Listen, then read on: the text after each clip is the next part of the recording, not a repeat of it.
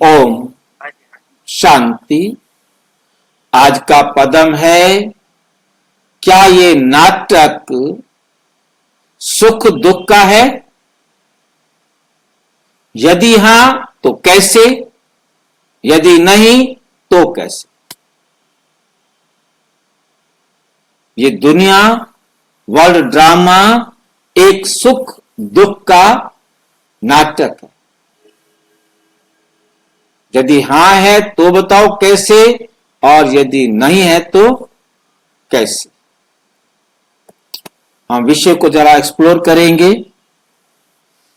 प्रिय आत्मन, आज हम एक बहुत ही गहन और रहस्यमयी विषय पर मंथन करेंगे। क्या ये नाटक सुख दुख का है? यदि हां तो कैसे, यदि नहीं तो कैसे? इस प्रश्न के उत्तर को समझने के लिए हमें इस विश्व नाटक की गहराई में जाना होगा। यह नाटक अनादि और अविनाशी है। अनादि है, अविनाशी है, और हर आत्मा इसमें अपना विशेष पार्ट निभा रही है। कोई भी आत्मा पार्ट से बाहर नहीं, कोई भी आत्मा पार्ट से बाहर नहीं हो सकती। हर आत्मा, प्रत्येक आत्मा इसमें अपना विशेष पार्ट निभा रही है। सुख दुख का संतुलन इस विश्व नाटक में, सुख और दुख का बैलेंस अत्यंत महत्वपूर्ण है।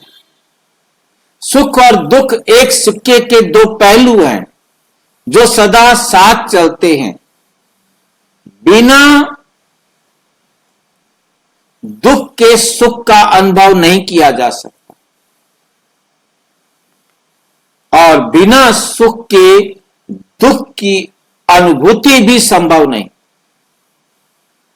जिस प्रकार दिन के बाद रात आती है और रात के बाद दिन, वैसे ही इस नाटक में सुख के बाद दुख और दुख के बाद सुख आता है।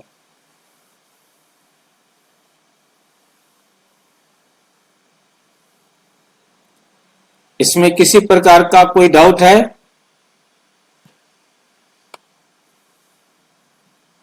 क्रिया की प्रतिक्रिया equal to the opposite side, बराबर होती है।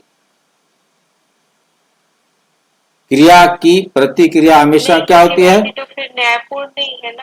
हाँ जी, नहीं होगी तो फिर न्यायपूर्ण नहीं है ये।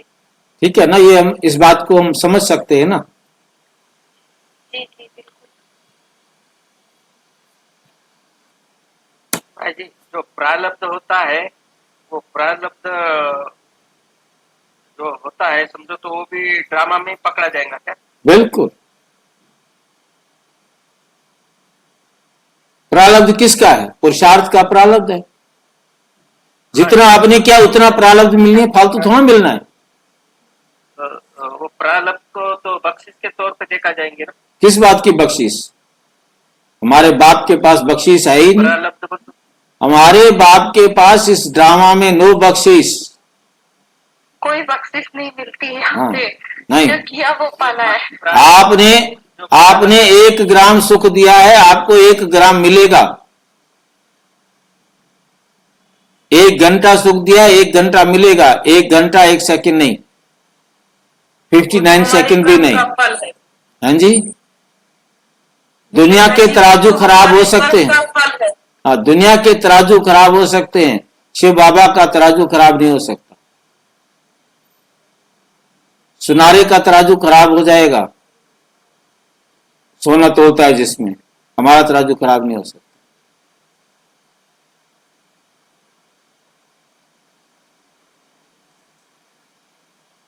अब हमारे पास टॉपिक आया है आत्मा के पार्ट का रहस्य। आत्मा में जो पार्ट लिखा है वो क्या होता है उसके बारे में हम जानेंगे। हर आत्मा इस नाटक में समान भाग लेती है। ये नहीं कहा जा सकता कि कुछ आत्माएं केवल सुख में रहती हैं और कुछ आत्माएं केवल दुख भोगती, ऐसा नहीं कहा जा सकता। वास्तव में हर आत्मा को अपने संपूर्ण समय का आधा भाग सुख में और आधा भाग दुख में व्यतीत करना होता है। ये नियम इस नाटक की सुंदरता को दर्शाता है। ये लाइन किसी को ना समझ में आई हो तो मैं रिपीट करूं। भाई जी आधा भाग कैसा होता है? आधा तो नहीं, बाबा ने 3 हिस्सा बोला ना। आप मैंने इसलिए अलग अलग बनाया इसको, ताकि दोनों इकट्ठा मिलाने से कंफ्यूजन हो रहा था, इसलिए मैंने अलग कर दिया इसको। आज सिर्फ एक ही बात करेंगे हम, दूसरी बात आज हम नहीं करेंगे। भाई जी ये आधा आधा की एक बार पूरा सुख भोग लेगा फिर दुख भोगेगा, या कभी सुख कभी दुख? देखिए आप इस लाइन को ध्यान से सुनो, फिर से लाइन थोड़ा पीछे चलेगी, मैं बैक ले जा रहा हूं, ध्यान से समझो इस बात को। हर आत्मा को अपने शब्द पर ध्यान देना, स्ट्रेस देना है, अपने संपूर्ण समय का आधा भाग सुख में और आधा भाग दुख में व्यतीत करना होता है। ये लाइनें समझने वाली। अपने जैसे एक आत्मा 5000 साल के लिए आई है तो उसके 2500 साल सुख के, 2500 साल दुख के। और यदि एक आत्मा 4000 साल के लिए आई है तो उसके 2000 साल सुख के, 2000 दुख के। एक आत्मा 100 साल के लिए आई है तो उसके 50 साल सुख के, 50 साल दुख के। भाई जी हर आत्मा 4 अवस्था से गुजरती है ना, तो 4 के दो उधर स्वर्ग वाले उनको दे दो, सात्विक त्रेता अलग, द्वापर कलयुग अलग, सतो प्रधान अलग, और क्या बोलते रजो प्रधान तमो प्रधान अलग। रजो तमो प्रधान हो गए दुख के, सतो प्रधान हो गए सुख के। 4 अवस्थाओं में से गुजरना, 2 स्वर्ग के 2 नरक के, यही है ना 4 अवस्थाएं। तमो और तमो प्रधान भाई जी, तमो और तमो प्रधान नहीं, रजो और तमो प्रधान है भाई जी, रजो और तमो प्रधान। हाँ, सतो प्रधान, सतो रजो तमो, 4 अवस्थाएं हैं भाई जी, 2 सुख की हैं, 2 दुख की हैं। हर एक को अपने टाइम का आधा टाइम सुख और आधा टाइम दुख मिलना है। रजो और तमो में तो बहुत फर्क है भाई जी। मैंने फर्क को क्या करना है, हमने तो मोटी सी बात समझनी है। जो आया है उसको 4 स्टेज में से गुजरना है।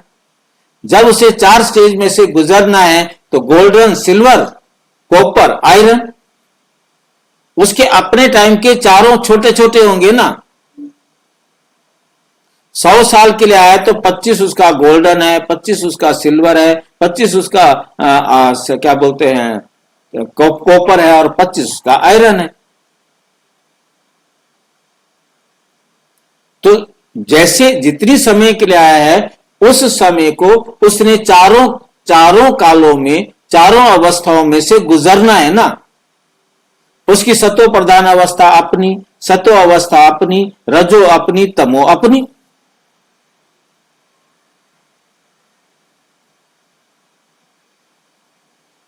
भाई जी तो मतलब अभी जो सुख में है वो अभी अभी आया है क्या?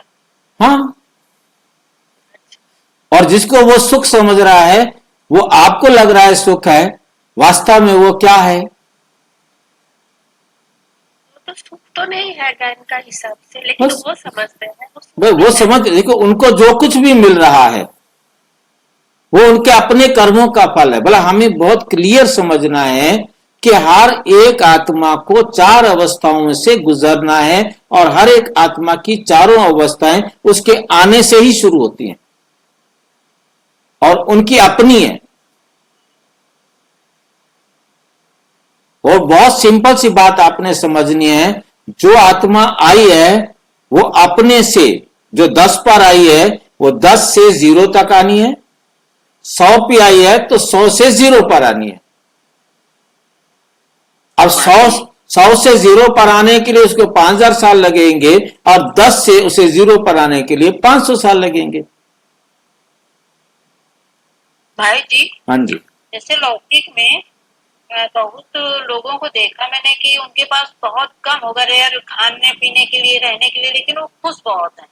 तो वो क्या उनकी परसेंटेज फुल परसेंटेज में है?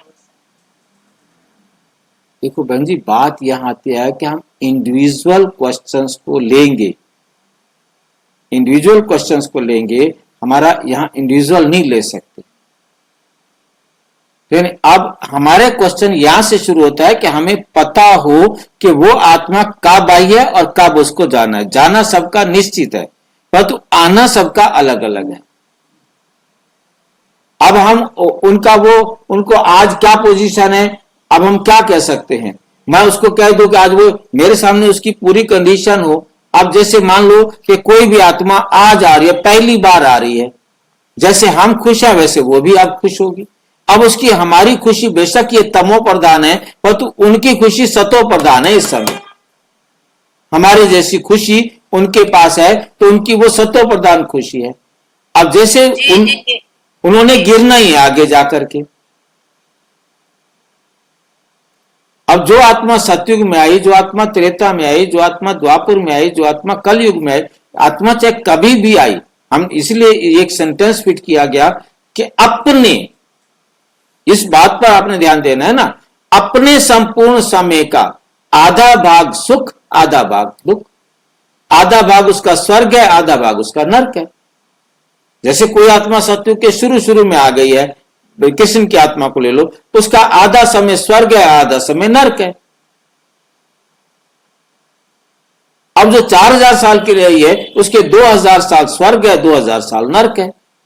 जो आत्मा 500 साल के लिए आई है उसके 250 साल स्वर्ग है, 250 साल नरक है। क्योंकि मैं वहां समझा रहा था तो उस समय मेरे को लग रहा था कि आपको ये कंसेप्ट क्लियर नहीं हो रहा, इसलिए इसको मैं अलग ले रहा हूं और 3/4 वाले को अलग लेंगे। ये बात समझ में आई है? कोई डाउट है तो पूछो। नहीं भाई जी, समझ में आया है। ये नियम इस नाटक की सुंदरता को दर्शाता है। ये नियम ऐसे नहीं बना हुआ, इसमें किसी भी आत्मा को कोई कंप्लेन नहीं। इसको हम इस तरीके से भी समझ सकते हैं, मैंने आकर जितनी आत्माओं को सुख दिया है उतना ही तो मुझे जाने से पहले सुख मिलेगा ना, और मैंने आकर जितना दुख दिया है उतना ही तो मुझे दुख मिलेगा ना। मैंने जो आकर लिया और दिया है वो मैंने बराबर करके जाना है। घर जाने पर मेरे को कोई शिकायत होगी? घर जाने पर मुझे कोई शिकायत होगी? होनी तो नहीं चाहिए भाई जी। क्यों होगी? मैं जितने पैसे लाया था मैं घर उसी पैसे से जा रहा हूं। इस ड्रामा में खेलकर, क्योंकि जो 90 नंबर वाली आत्मा थी वो दोबारा 90 नंबर की बन के घर जा रही है, 30 वाली थी वो 30 वाली बन के जा रही है, 70 वाली थी तो 70 वाली बन के जा रही है। जितना उसने यहां पर लिया और दिया था यही बराबर करके घर जा रही है। सभी आत्माएं आई, खेल किया, जैसे आई थी उसी अवस्था को दोबारा उन्होंने प्राप्त किया। जो यहां लिया दिया था वही ले देकर वापस अपने घर लौट के बुद्धू घर को आए। वैसे के वैसे 100 वाले 100 पर, 80 वाले 80 पर, 10 वाले 10 पर। ड्रामा में किसी के साथ अन्याय हुआ? जो कोई दुखी हो, किसी के साथ अन्याय हुआ ड्रामा में? यही सुंदरता है इस ड्रामा की कि कोई भी आत्मा अपने हिस्से के अनुभव से वंचित नहीं रह सकती। कोई भी आत्मा जो दिया वो मिल गया वापस। जो लिया था वापस दे दिया, तभी तो बराबर होके घर जाएंगे ना। सुख दुख का गूढ़ रहस्य, अब हम जरा गंभीरता से देखेंगे सुख दुख का गहरा रहस्य क्या है। इस नाटक की रचना इतनी सुंदर है कि इसमें हर आत्मा को उतना ही सुख मिलता है जितना उसे दुख मिलता है।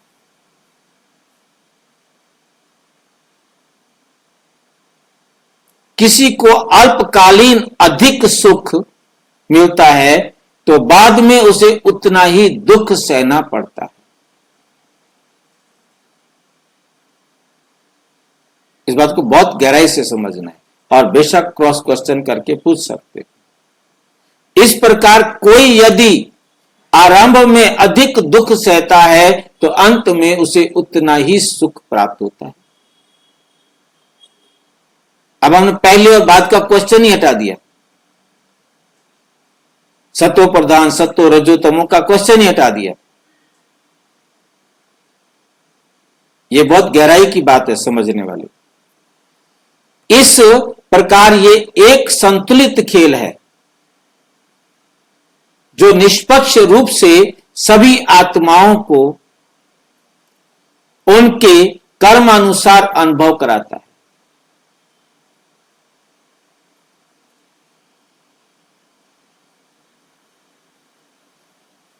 अब कोई आत्मा परम धाम से आ रही है,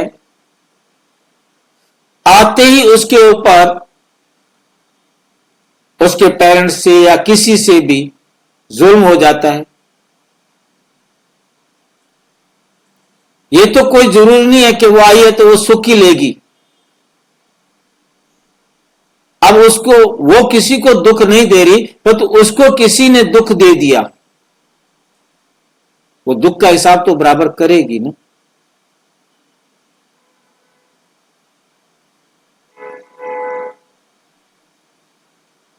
क्योंकि पहले आते या तो दुख देना लेना हो सकता है या सुख, कुछ भी लेना देना हो सकता है ना।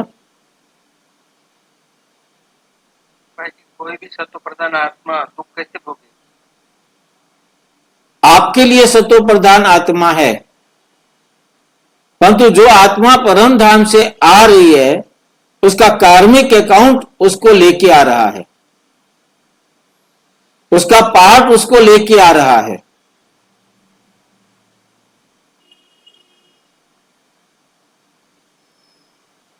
बाबा ने क्राइस्ट का एग्जाम्पल देकर के कहा, क्राइस्ट का एग्जाम्पल देकर के कहा कि क्राइस्ट की आत्मा पहली बार परम धाम से पवित्र आ रही है, उसे सजा कैसे मिल सकती है?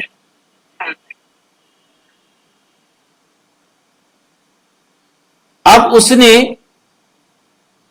यदि कर्म कभी भी, क्योंकि कोई भी कर्म का ये कोई मतलब नहीं है कि कोई हमेशा सुख ले, उसका हिसाब किताब है। इसलिए ये कंसेप्ट क्लियर करने के लिए ये एग्जाम्पल लिया गया है कि पहले मान लो मेरे को दुख देना है आपको, अब लास्ट में जैसे बहन जी ने कहा कि वो सुखी हैं, वो पहले दुख लेके आए हो, पहले आ गई आत्मा, इसलिए मैंने इंडिविजुअल को वहां पर छेड़ने के लिए मना किया कि पहले वो, ये पॉइंट क्लियर करने के बाद अब हम इस पॉइंट को ले सकते हैं कि उसने जिनको पहले सुख दे दिया था आते ही, आज वो उसे सुख रिटर्न कर रहे हैं। मान लो उसने आते ही सुख दिया तो उसको क्या मिल रहा है? अब सुख रिटर्न हो रहा है। अब जिसको दुख दिया था वो दुख रिटर्न कर रहा है। तो कोई भी दुख या सुख आगे पीछे हो सकता है, परंतु जिसको वो देंगे, जितना देंगे उतना उससे लेना है।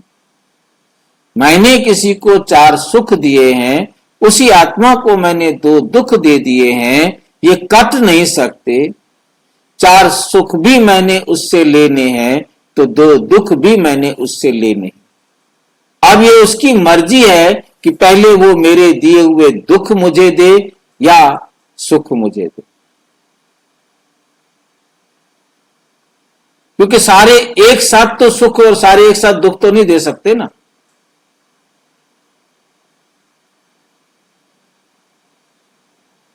कोई पहले दुख देगा तो बाद में दुख लेगा, कोई पहले लेगा बाद में देगा, दोनों करने तो पड़ेंगे ना।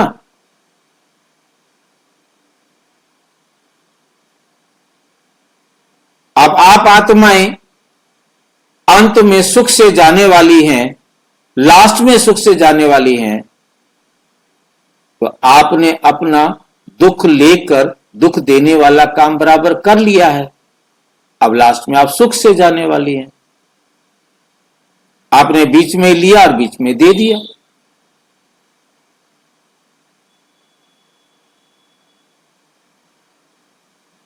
किसी आत्मा ने परम धाम से आते ही मेरे को डंडा मार दिया था, अब मुझे उसके साथ डंडा मारने का मौका नहीं मिल रहा और लास्ट मोमेंट में जाकर के मैं उसको डंडा मारता हूं। किसी आत्मा ने आते ही मेरे को बहुत अच्छा प्यार दिया, परम धाम से आते ही, अब मेरे को देने का मौका नहीं मिला, मैं लास्ट में प्यार दे रहा हूं।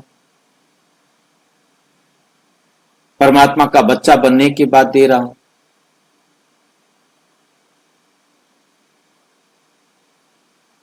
ये कोई नहीं है नियम कि पहले पहले सुख ही सुख देने और लेने हैं।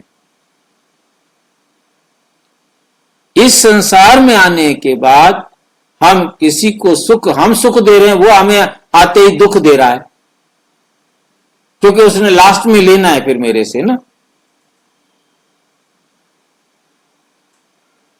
कोई तो पहल करेगा सुख की भी और दुख की भी, एक पहल करेगा एक लास्ट में लेगा, चाहे बीच में ले, जहां जहां, क्योंकि ड्रामा में नियम बना हुआ है कि उसको अपने एक्यूरेट टाइम पर अपना कार्मिक अकाउंट बराबर करके ही जाना।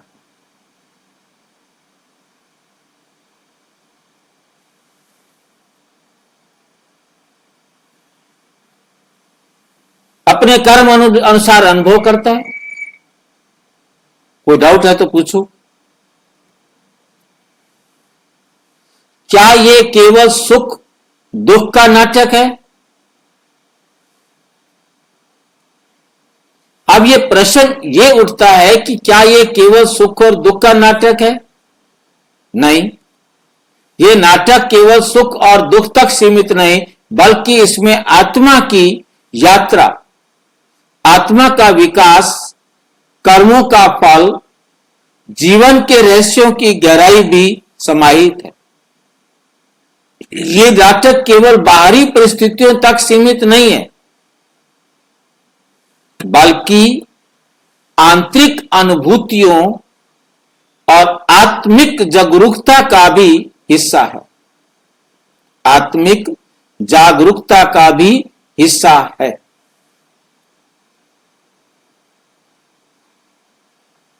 इसमें समझ में आ रहा है? नाटक केवल सुख दुख तक सीमित नहीं, बल्कि इसमें आत्मा की यात्रा, ये यहां की यात्रा है, आत्मा की यात्रा, अप टू डाउन, और फिर डाउन टू अपवर्ड भी जाना है उसको। जिस अवस्था से आत्मा परम धाम से आई थी, उस अवस्था से गिरकर जीरो पर जाकर फिर से उस अवस्था को भी प्राप्त करके जाना है। ये यात्रा है। आत्मा का विकास, कर्मों का फल, और जो जो उसने कर्म किए उन कर्मों का फल भी, और जीवन के रहस्यों की गहराई भी।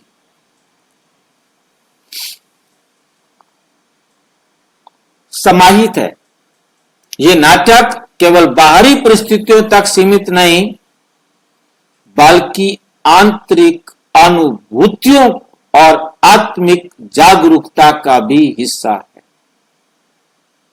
ये आंतरिक अनुभूति का क्या मतलब है? आंतरिक मतलब हर एक आत्मा अपने जीवन में जो अनुभव प्राप्त करती है वो उसका आंतरिक अनुभव है।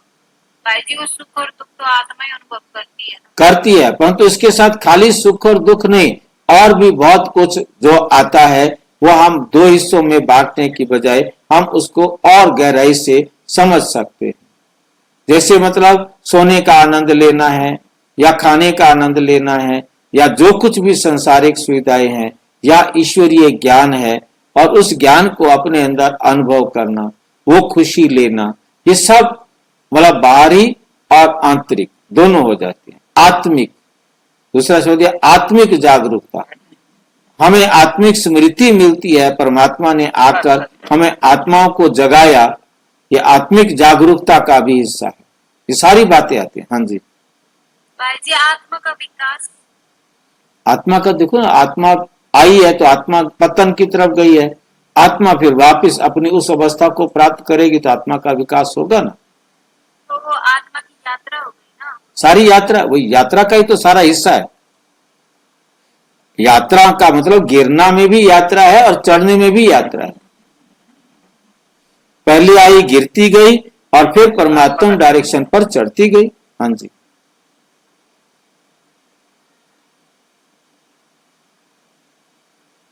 भाई जी, आत्मा का सच्चा जीवन है, उसका जीवन मुक्ति की स्थिति जो सतयुग में थी, वो तो फिर बाद में गिरते गिरते आई, हम तमो प्रधान हो गए, वो बात अलग है।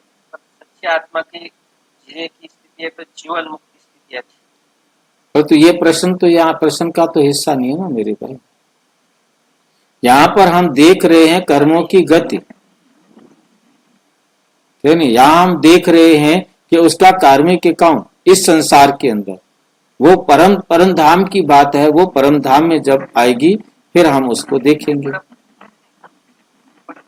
नहीं कर रहा भाई जी, हर एक आत्मा की वो उसकी पहली स्थिति जो होती है जीवन मुक्ति स्थिति। जब जो सृष्टि रंगमंच पर आती है ना, हर एक आत्मा की अपनी अपनी जीवन मुक्ति स्थिति होती है, वो सच्ची उसकी जीवन होता है। बाद में तो अच्छे खाते नीचे आता है, पर पहले शुरू में उसकी जीवन मुक्ति स्थिति होती है। भाई जी उसके लिए एक लाइन काफी थी कि जो आत्मा जिस परसेंटेज से परम धाम से आई वापस उसी परसेंटेज को प्राप्त करके जाएगी। हम परम धाम को कट करके बैठे हुए हैं ना, हम यहाँ परम धाम का जिक्र नहीं कर रहे हैं। अब वो जीवन मुक्ति सतयुग वाली है, जीवन मुक्ति आपके हिसाब से त्रेता वाली है, द्वापर वाली है, कलयुग वाली, सबकी एक थोड़ा है। हर एक जहां से आई है भाई जी। इस जो भी एक जन्म के भी लिए आता है ना, उसका पहला हिस्सा तो जीवन मुक्ति का ही होगा भाई जी। सतो प्रधान कहना, जीवन मुक्ति कहना, जमीन आसमान का अंतर हो जाता है। इस धरती पर आप सतो जीवन मुक्ति कैसे कह रहे हो, मुझे बताओ। जीवन मुक्ति सतयुग में होती है, सतयुग वाली जीवन मुक्ति अलग है, त्रेता वाली जीवन मुक्ति अलग है, द्वापर वाली जीवन मुक्ति अलग है, कलयुग वाली जीवन मुक्ति अलग है। अब उनको आप एक कैसे कह दोगे, मुझे ये बताओ। इसीलिए ही तो लाइन ये बोली गई कि जो आत्मा चाहे सतयुग में आए, चाहे त्रेता में आए, चाहे द्वापर में आए, चाहे कलयुग में आए, जिस परसेंटेज पर आएगी उस परसेंटेज को प्राप्त करके जाएगी। उसने जितना गिरना है उतना चढ़ना भी है, यही बात बताई जा रही है।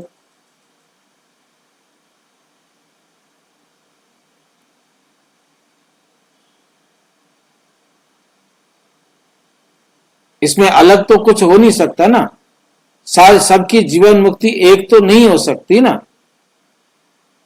अब सतयुग वाली जीवन मुक्ति अलग है, त्रेता वाली जीवन मुक्ति अलग है। जी द्वापर में तो कोई अपने को आत्मा नहीं ना समझेगा। अब वो नहीं समझेगा, उसका पार्ट है, पर तू आएगी तो आत्मा ही ना। वही भाई जी बोले, जैसे सतयुग में हम लोग आत्मा समझ के मतलब कर्म करते। हाँ नहीं, पता ही नहीं उसको। इसलिए शब्द को प्रयोग किया गया, यही सोच करके कि जिस परसेंटेज से जो आत्मा आएगी, 30% की आई है, 80 की आई है, 70 की आई है, 20 की आई है, 90 की आई है, जो जिस परसेंटेज की आत्मा आई है वहां से वो गिरती आएगी। इक्वल गिरना है, इक्वल गिरना है और इक्वल चढ़ना है। अपने फाइनल उस अवस्था को फिर से प्राप्त करना है। जैसे आई वैसी बन के गर जाएगी ताकि अगले कल्प में वो पाठ बजाने के लिए आ सके। अब हम निष्कर्ष पर आते हैं। इस नाटक में सुख और दुख का संतुलन एक दिव्य योजना के अंतर्गत चलता है। ये आत्माओं के लिए एक पाठशाला है जहां हर आत्मा अपने कर्मों के अनुसार अनुभव प्राप्त करती है और अपनी यात्रा को पूर्णता की ओर ले जाती है। इसलिए यदि हम इसे केवल सुख दुख का नाटक माने तो ये अधूरा सत्य होगा। वास्तव में ये नाटक आत्मा के उत्थान और आत्मिक विकास का है, जिसमें सुख और दुख केवल सहायक पात्र हैं, जिनके द्वारा अपनी उस मंजिल को वो प्राप्त करते हैं।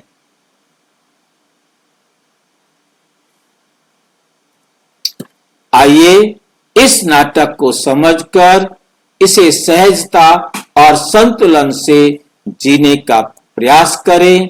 यही जीवन की सच्ची कला है। अच्छा, ओम शांति।